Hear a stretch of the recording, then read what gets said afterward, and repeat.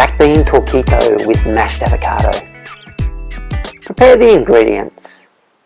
Heat an oven to 200 degrees Celsius or 440 Fahrenheit. Finely dice 1 red onion. Roughly chop 1 handful of cilantro.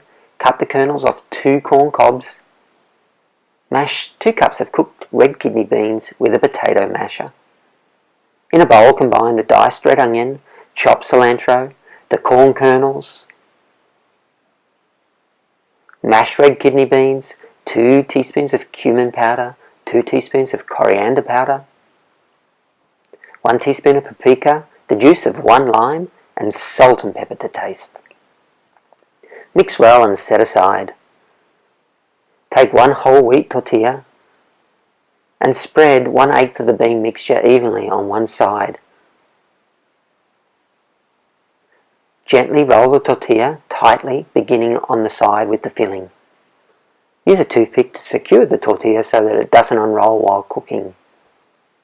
Place the tortillas seam side down on a baking tray lined with baking paper.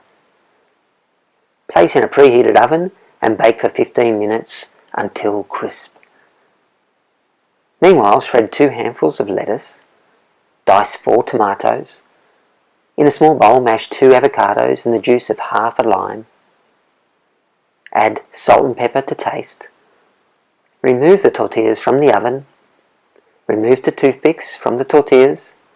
Place the shredded lettuce and tomato on a serving platter. Place the cooked tortillas on top of the lettuce. Sprinkle with some cilantro leaves. Serve with mashed avocado in a small bowl along with 4 lime wedges.